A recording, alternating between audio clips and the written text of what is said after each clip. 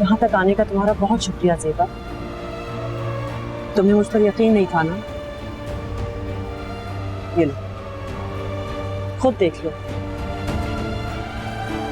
तुम्हें इंसाफ दिलाने के लिए मैंने अपने बेटे के खिलाफ केस दायर कर दिया। अब साहिल को सजा मैं दिलवाऊंगी।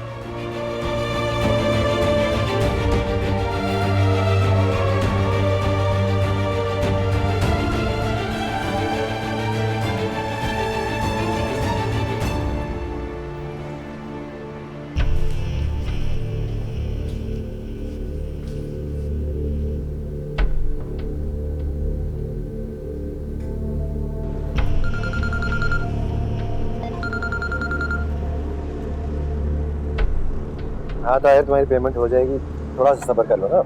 मेरी छोड़े सर, जो कुछ मैं आपको बताने जा रहा हूँ ना, उससे सुन के मेरा नहीं आपका हौसला खत्म हो जाएगा। अब क्या हुआ है? अनएक्सपेक्टेड, जो आपने कभी सोचा भी नहीं होगा। ताहिर, पहेलियां ना बुझाओ यार, बात बताओ, हुआ क्या है? आपकी वाइफ ने साहिल के अगेंस्ट केस कर दिया। What? जी सर, यही हुआ है। आप देख लें अब क्या करना है। घर की बात अगर घर में रहे तो बेहतर है, वरना अगर पंडोरा बॉक्स खुल गया ना, आप, मैं और माजी सब खुल के सामने। Shut up, you fool! नहीं सॉरी ताहिर, तुम्हें नहीं कह रहा। Okay sir. चलो मैं देखता हूँ क्या हो सकता है। देख लें सर, मामला बहुत सीरियस है।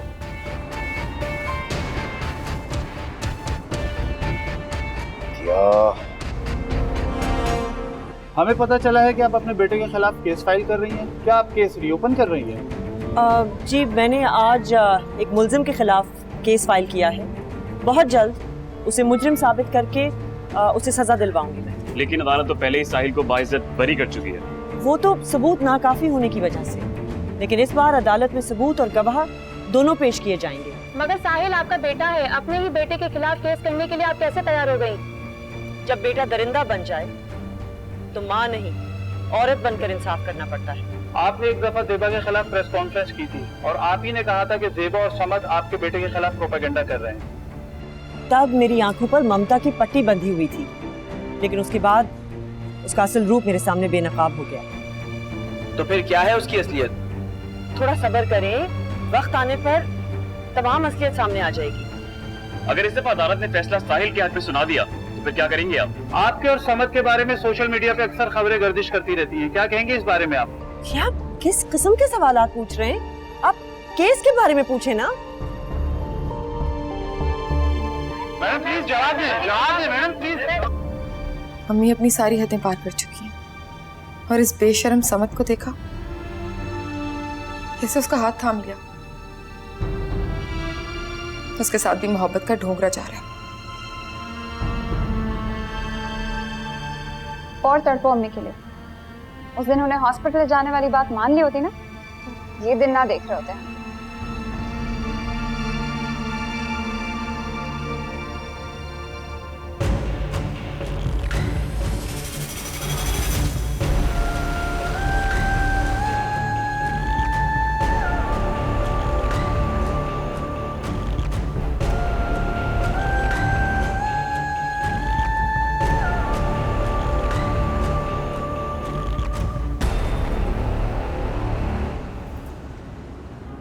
मीडिया का काम ही है सवाल पूछना।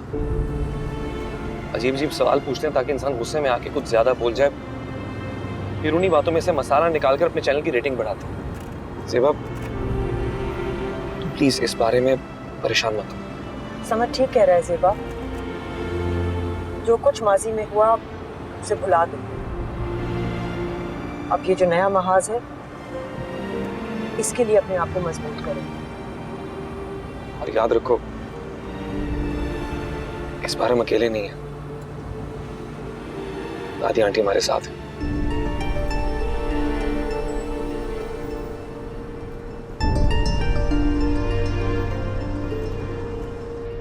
हम लोगों की माँ हमारे साथ इस घर में रहने का हक खो बैठी है।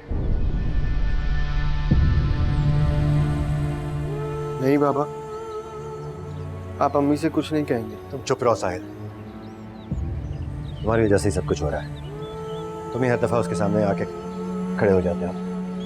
इसे क्यों डांट रहे? ये बेचारा तो अम्मी की मोहब्बत में अपना इख्तियार खो बैठता है, लेकिन वो तो समझदार है ना। कैसे इतना बड़ा कदम उठा सकती हैं? अपने ही बेटे पे केस कर दिया। मुझे तो अभी भी यकीन नहीं आ रहा कि अम्मी इतना बड़ा कदम उठा सकती हैं भाई के खिलाफ। हम सबको उन्हें एक बार बिठाकर समझाना चाहिए। दिमागी तवाज़ुन खो बैठी, वो हमारी बात क्या समझेगी? अगर डॉक्टर समझाएंगे ना तो समझ जाएंगे। आप ठीक कह रहे थे बाबा, अम्मी को डॉक्टर के पास जाना चाहिए। लेकिन भाई, कल तक तो तुम अम्मी के लिए। अम्मी अगर मेरे साथ गलत कर रही हैं तो उनकी इस हालत में उनको ट्रीटमेंट पे ना भेज के मैं कौन सा उनके साथ ठीक कर रहा था? मेरे साथ जो हुआ वो मेरी अम्मी के साथ ना हो, इसलिए सबको खामोश करवा रहा था। लेकिन अब मुझे खुद को मजबूत करना होगा ताकि अम्मी की तबीयत और खराब ना हो। बाबा, आप जहाँ चाहती हैं अम्मी का इलाज कराएं।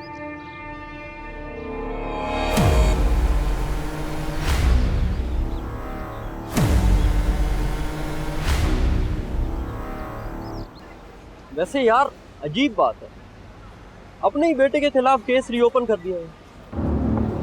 ओ भाई, ये जो पैसे वाले लोग होते हैं ना, उनमें जायदादों के बड़े चक्कर चल रहे होते हैं। क्या पता इसी चक्कर में वो, क्या नाम था उस लड़की का, हाँ ज़ेबा, ज़ेबा का इस्तेमाल कर रही हो। ठीक कह रहे यार, बिल्कुल ठीक कह रहे।